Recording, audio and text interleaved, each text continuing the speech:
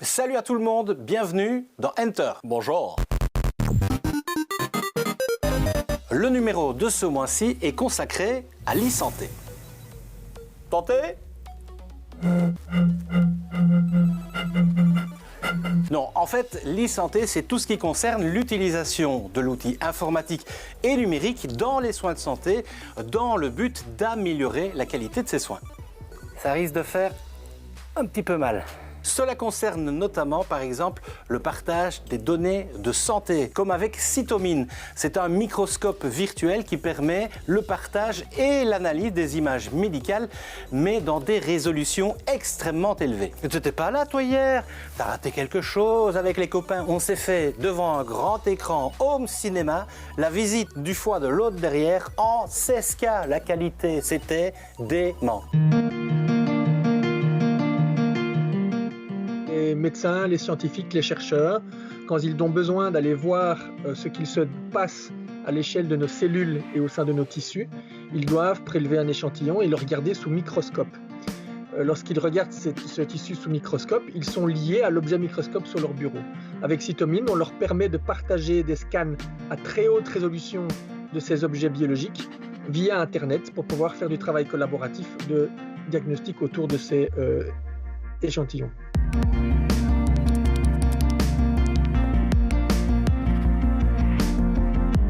À l'heure actuelle, on ne peut pratiquer la science moderne sans outils puissants de collaboration qui permettent de se frayer un chemin dans les énormes masses de données. Ici, les images avec lesquelles on travaille sont des images qui font souvent de l'ordre de plusieurs dizaines, voire centaines de gigas, une seule image.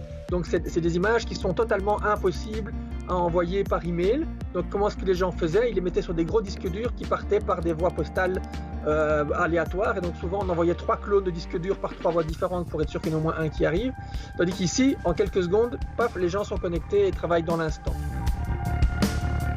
Toujours dans le partage, je vous présente le SIM, le système d'information médicale. Il est développé par le CHU de Charleroi et permet l'accès mobile au dossier médical électronique du patient. C'est un gros gain de temps pour le personnel soignant et tout cela au bénéfice du patient. Bonjour madame. Alors qu'est-ce qu'on a ici? Je vois qu'on a une belle grosse gastro avec un rhume des foins. On va fermer les écoutilles, hein.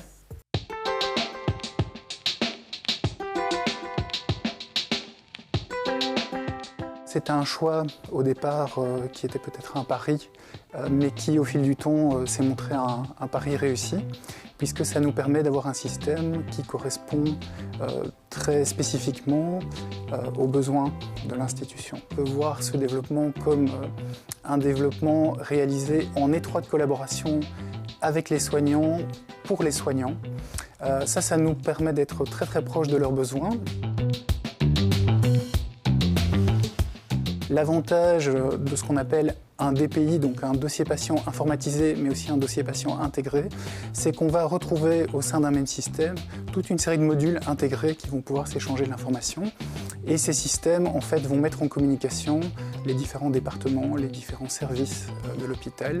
Le patient, sans le savoir, bénéficie, on pourrait qualifier ça d'un ange gardien qui, quelque part, le suit au fil de son trajet clinique. Est-ce que vous connaissez Ways2Be?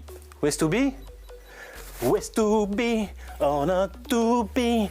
Non, on fait pas ça. On s'est promis de toujours tout partager. Non. Pour la première fois. Ways2Be a été créé par les fondateurs du service de sophrologie du CHU Ambroise Paré à Mons. C'est une application web qui permet d'avoir accès à des programmes de gestion du stress et de développement personnel. Tu fermes les yeux et tu écoutes ma voix. Tu es un tout petit moineau bien détendu.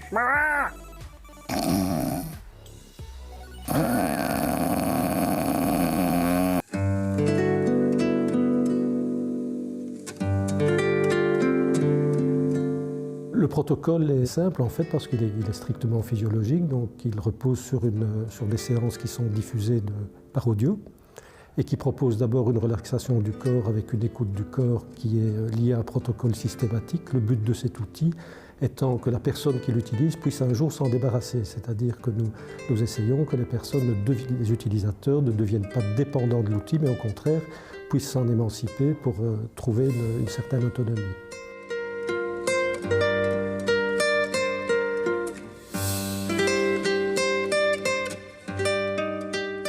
Le but de cette écoute du corps est de conduire une personne dans un niveau de conscience modifié que vous connaissez tout à fait physiologiquement, minimum 2 fois par jour quand vous vous endormez, que vous vous réveillez.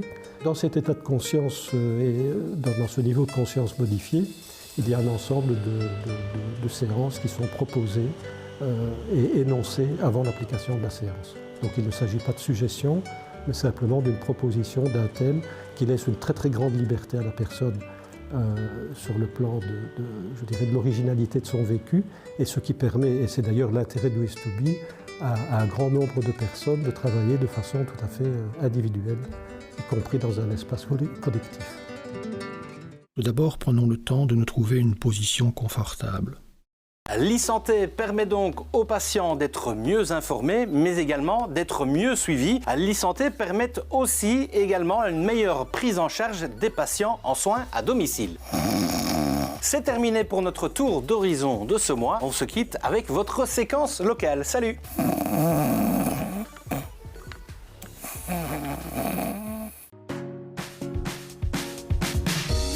L'idée qui nous est venue, c'est de mettre au point une plateforme qui va permettre à une personne en perte d'autonomie de retrouver la capacité de piloter ses équipements qui l'entourent, donc le téléphone, la télévision, l'ouverture d'une porte ou d'une fenêtre, grâce à des moyens qui soient adaptés à sa situation.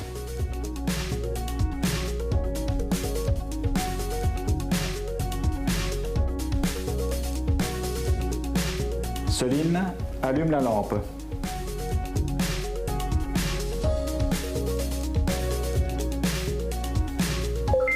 Vous êtes dans le menu radio.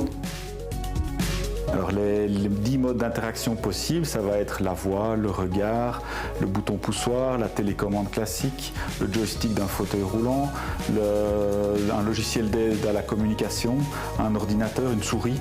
Tous ces éléments-là vont pouvoir être utilisés afin de rendre l'autonomie aux patients.